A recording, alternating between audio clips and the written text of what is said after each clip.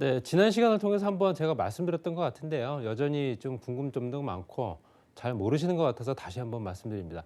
다주택자들의 가장 큰 고민은 지금 현재 보유하고 있는 부동산들의 세금, 종부세라든가 뭐 보유세, 거기에 기타 관련 세금까지 싹 다 인상되는 부분, 뭐 양도세는 말할 것도 없고요. 그러니까 양도는 뭐 양도했을 때는 뭐 세금을 내는 거기 때문에 당장 내가 정말로 피부에 느껴지는 부분은 현재 1년에 내야 될 세금들입니다. 그러니까 이런 것들을 생각했을 때 추가로 내가 주택을 구입을 하려고 하는 의사가 있으나 내가 지금 더 구입을 하게 되면 정말로 세금을 더 많이 내야 되는 상황 때문에 구입을 미루거나 보류하는 경우도 많습니다. 그래서 주택으로 포함을 시키느냐 아니냐에 따라서 또 내가 세금 또 부과되는 기준 자체가 달라지기 때문에 오피스텔과 도시형 생활주택이 어떻게 보면 소형주택인 건 맞습니다. 오피스텔도 주택으로 쓰는 경우가 많기 때문에 그렇지만 실제적 용도 자체가 다르기 때문에 내는 세금도 다르고요.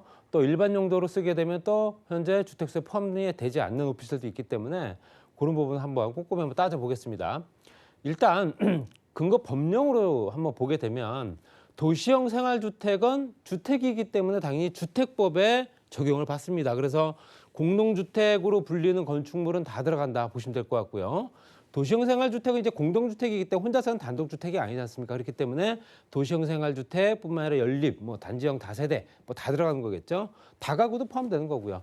다가구는 실제적으로 그렇지만 실제 소유자가 한 사람이죠. 전체 건물 하나를 다 소유하는 경우가 많기 때문에 다세대와 연립 뭐 이런 거로 보시면 될 것 같고요.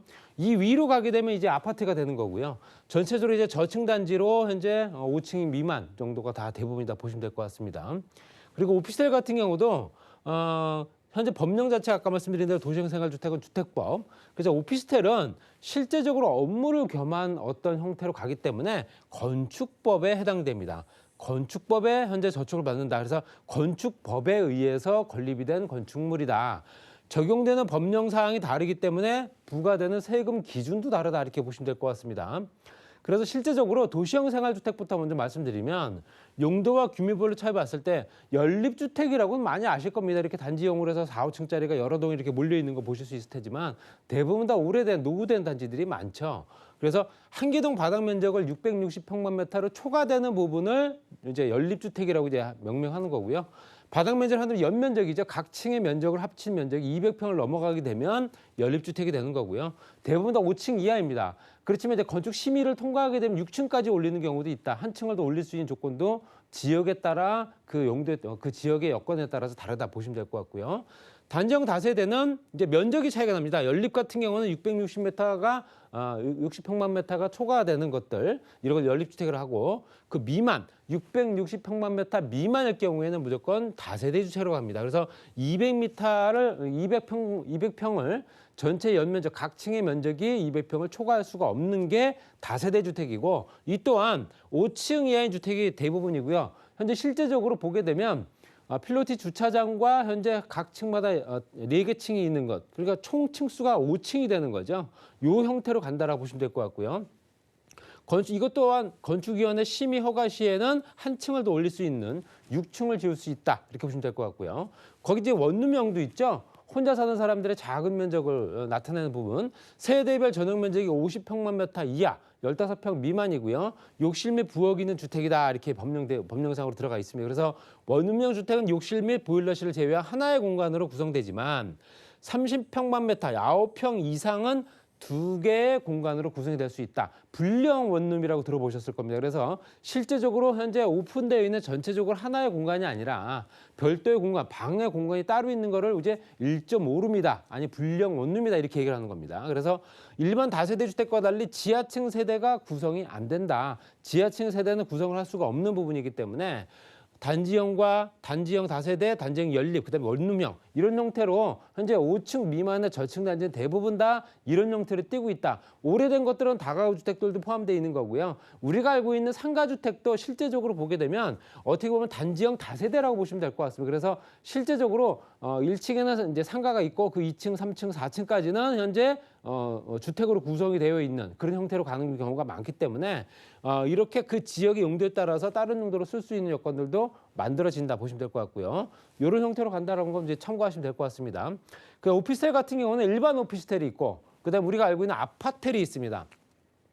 아파트와 오피스텔을 합쳐놓은 게 이제 아파텔이고요. 뭐 신조어라 보시면 될 것 같습니다. 그래서 일반 오피스텔부터 보시게 되면 일반 업무 시설로 업무를 주로 하지만 일부 구역에서 숙식을 할 수 있도록 한 건물이다. 화장실과 주방이 별도로 있죠. 그렇죠. 업무를 현재 주로 할 수 있는 요건을 만드는 게 일반 오피스텔. 그래서 건축법 시행령 별표 말씀드린 대로 제14조 기준이다 보시면 될 것 같습니다. 그리고 아파텔은 아파트와 오피스텔 을 합쳐놓은 어떤 조건이기 때문에 실제적으로 이제 아파텔 같은 경우는 이제 아파트 가격보다도 조금 더 가격이 좀 저렴한 부분도 있고 입지적인 여건이 또 상업 지역에 있다 보니까 전철역과 굉장히 가깝습니다. 그리고 또 현재 아파텔이라고 하는 부분이 보통 4층까지는 대부분 다 상가로 이루어져 있기 때문에 그 상가를 이용할 수 있는 이용 편의성, 뭐 이용까지 같이 따라준다고 보시면 될 것 같고요. 주거용 오피스텔이다 이렇게 얘기를 합니다. 그래서 전용 면적이 59에서 84제곱미터. 그러니까 우리가 알고 있는 국민주택 규모 미만이고요. 3룸까지 가능하겠죠. 4베이 형태로 해서 아파트와 유사한 오피스텔이다 보시면 될 것 같아요. 그래서 내가 아파텔에 거주하고 있는지 또 주상복합 건물은 또 다릅니다. 그렇기 때문에 주상복합은 실제로 아파텔이라고 부르지 않고 이거는 실제 주택으로 포함되어 있는 현재 도시형 생활주택에 들어가는 거다 보시면 될 것 같습니다. 거기에 오피스텔은 주로 상업용 용지에 입지했기 때문에 세대 면적, 세대 수에 대한 규제가 없다. 허용치에 해당되는 법령상의 모든 최대치를 다 쓸 수 있는 게 이제 이쪽 지역이고요. 또 최근 아파트 유사한 평면을 갖춘 아파텔이 등장했다라고 얘기를 합니다. 그렇기 때문에 아파트와 오피스텔을 합쳐놓은 구조가 아파텔 이렇게 될 것 같습니다. 그래서 내가 거주하고 있는 게 아파텔이다 한다면은 실제적으로 이런 형태다 보시면 될 것 같고요. 또 오피스텔을 사용하신다 한다면은 또 어떤 형태로 쓰고 있는지 한번 또 다시 한번 확인해 보실 필요 있습니다. 그다음에 이제 건축 기준에 따른 차이점이 있는데요.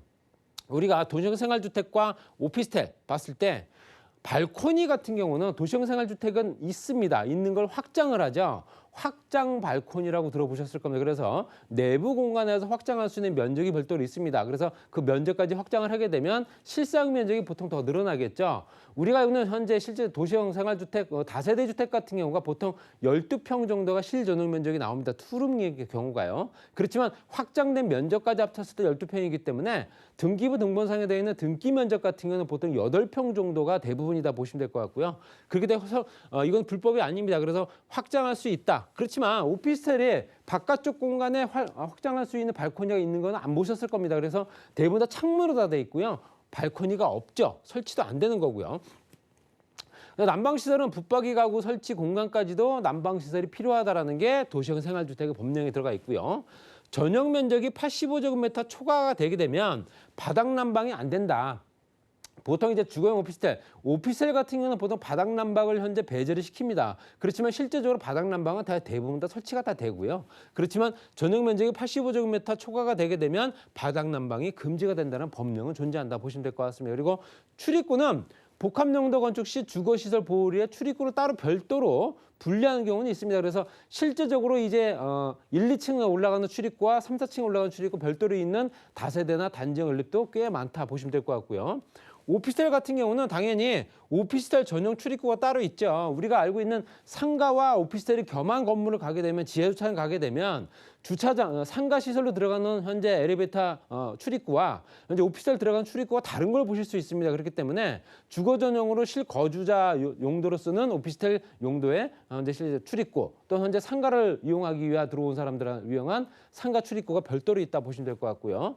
비상대피 시설은 당연히 발코니를 이용해서 비상대피 시설을 만들어 놓고 현재 비상대피 시설은 필수적으로 설치를 해야 됩니다. 그래서 대피시설 만들어 놓고 현재 허가를 받아야 되고 준공을 받아야 되는 거고요. 또 오피스텔 같은 경우는 피난 계단을 이용하거나 16층 이상일 경우 피난 직통 계단을 설치해야 된다. 바로 내려갈 수 있는 계단을 설치해야 된다. 이렇게 들어가 있습니다. 그러니까 건축법령상의 기준에 따른 차이점이다. 이렇게 보시면 될 것 같고요. 우리가 실제적으로 건축 기준에 따른 차이점을 봤을 때 여러 가지가 있지만 일반 공동주택, 일반 공동적으로 사용하는 공동주택 같은 경우는 소음 방지나 주택 배치 기준 척도 공동시설이라든가 주차장 이런 기준점이 있습니다. 보시게 되면 소음 방지 실내가 65, 또는 현재 실내가 45에서 실외가 65 정도의 데시벨 정도의 소음 기준을 또 만족을 해야 되고요. 주택 배치는 도로 경계선과 외벽 2m 이상의 이격거리가 있어야 된다. 너무 바짝 붙어 있으면 안 되겠죠. 이 맞벽 건축이 아니기 때문에 2m 정도 이상은 있어야 된다 보시면 될 것 같고요.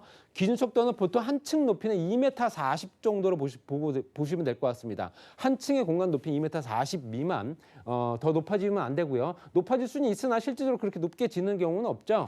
만약에 시공사 입장에서는 당연히 2.4m 기준을 맞추고 한 층을 더 올리는 게 낫기 때문에 2.4m 또는 5cm 단위 기준으로 들어간다 보시면 될 것 같고요. 공동시설 100세대 이상인 경우에는 주민 공동시설을 필수적으로 설치해야 된다 보시면 될 것 같습니다. 그리고 현재 주차장 같은 경우는 세대당 60평방미터 이하인 경우는 0.7대, 그다음에 실제적으로 0.7대라 하지만 보통 0.5대다 보시면 될 것 같습니다. 그래서 우리가 공동주택을 하는 부분이 다세대 주택 같은 경우는 주차시설이 어떻게 됩니까? 하게 되면 보통 세대당 0.5대 정도 보시면 될 것 같습니다. 그렇기 때문에 대부분 다 모든 차들을 다 어떤 그 호실별로 해서 다 배치할 수는 없는 법령이다 보시면 될 것 같고요. 도시형 생활주택은 2009년도에 도입이 됐습니다. 그래서 실제적으로 소음이라든가 주택, 기준 척도 이런 것들을 다 제외를 시켜서 보다 더 소형 주택들 공급을 또 활성화시키기 위해서 그때부터 시작된 사업이고요.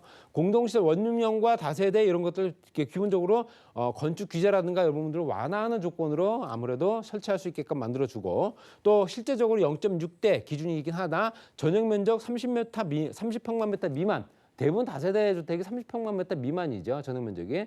원룸 경우에 그렇죠. 그렇기 때문에 당연히 0.5대 정도를 현재 배치를 받는다. 이렇게 보시면 될 것 같습니다. 세금인데요. 이 부분이 가장 중점적으로 말씀드려야 될 부분입니다. 그래서 도시형 생활주택과 오피스텔. 근데 오피스텔은 주거용으로 쓸 수가 있고 업무용으로 쓸 수가 있죠. 내가 어떻게 활용을 하느냐에 따라 다른데요. 도시형 생활주택은 20평방미터 이하인 경우에는 실제적으로 주택 보유 여부에 포함이 되지 않습니다. 그렇기 때문에 전용 면적이 20평방미터, 우리가 알고 있는 6평 미만이다 한다는 경우에는 대부분 다 주택 수에 포함이 안 되지만 2채 이상이 되게 되면 포함이 된다 보시면 될 것 같고요. 오피스텔 같은 거 주거용으로 쓰게 되면 당연히 주택으로 포함되는 거고요. 업무로 쓰게 되면 현재 포함이 안 되는 겁니다. 그래서 보통 요즘 같은 경우에는 오피스를 구입을 해서 현재 비주거용으로 활용을 하게 되면 현재 내가 다주택자이기 때문에 그런 불이익을 당하는 부분을 조금 더 배제시킬 수 있다라는 경우로 투자를 많이 하신다 보시면 될 것 같고요. 취득세 같은 경우는 보통 생활주택, 우리가 아는 주택 같은 경우는 뭐 1.1%부터 3.5%까지 있긴 하지만 보통 기준점은 1.1%입니다. 1.1% 기준이고요. 오피스텔 같은 경우는 단일 세율입니다. 4.6%. 토지와 상가, 오피스텔은 무조건 한 세율입니다. 4.6%다 보시면 될 것 같고요. 거기에 부가세는 도시형 생활주택은 당연히 부가세가 포함이 되죠. 이거 주택법에 들어가기 때문에 당연히 이건 부가가치세가 포함되지 않죠. 그렇기 때문에 오피스텔 같은 경우는 현재 건축법에 해당되는 현재 상업용 시설이기 때문에 당연히 부가세가 10%가 포함이 되거나 아니면 별도로 내야 된다 보시면 될 것 같고요. 재산세 같은 경우는 60%의 주택 공시가격이 0.1에서 0.4%, 주거용 같은 경우는 공시가 60%에 0.1, 0.4% 정도 되지만 업무로 쓰게 되면 토지 시가 표준액의 0.2에서 0.4, 또 건물 시가 표준액의 0.25 이렇게 기준점이 다르다. 내가 내야 되는 세금 기준점이 다르다 보셔야 되고요. 종부세 대상 같은 경우는 도시형 생활주택과 오피스텔인 경우에도 주거용으로 쓰게 되면 종부세에 해당되는 포함이 됩니다. 그렇지만 업무로 쓰게 되면 합산이 제외가 된다 보시면 될 것 같고요. 부가세는 당연히 월세 보증금 이자의 10%. 우리가 알고 있는 업무로 쓰게 되면 부가세도 현재 납부를 다시 해야 될 의무가 있다라고 보시면 될 것 같고요. 양도세는 현재 1세대 1주택 같은 경우는 비과세지만 뭐 똑같이 이제 주거용으로 쓰게 되는 것도 마찬가지지만 현재 업무용은 무조건 과세가 된다. 이건 주택이 아니기 때문에 1세대 1주택 비과세 혜택이 없습니다. 그리고 관리비 같은 경우는 실제 동일 면적 기준점 봤을 때 생활주택보다 높은 게 오피스텔이다 보시면 될 것 같고요.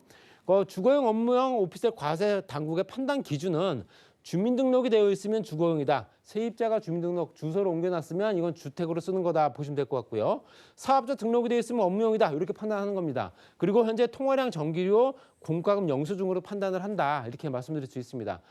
간략하게 다시 한번 정리해서 말씀드리면 세금 부분에서는 오피스텔 같은 경우는 내가 업무로 쓰게 되면 실질적으로 일반 과세자가 되기 때문에 또 부가세를 납부해야 될 의무가 생기는 거고요. 거기에 따라 주택수에는 포함이 안 됩니다. 그렇지만 얘를 주택으로 쓰게 되면 실제적으로 주택수에 포함이 되면서 부가세를 납부해야 될 의무는 없지만 현재 실제적으로 내었던 부가세는 환급을 받을 수가 없습니다. 그리고 요즘 같은 현재 주택임대사업자 관련된 내용과 시끄러울 때 주택임대사업자를 내서 오피스텔 취득을 하게 되면 현재 부가세 환급은 받지 못하나 취득세에서 85% 감면을 받을 수 있다. 이런 점에 대해서는 조금 더 꼼꼼히 따져보시고요. 자세한 내용이 궁금하시게 되면 전화나 문자 상담 주시면 될 것 같습니다.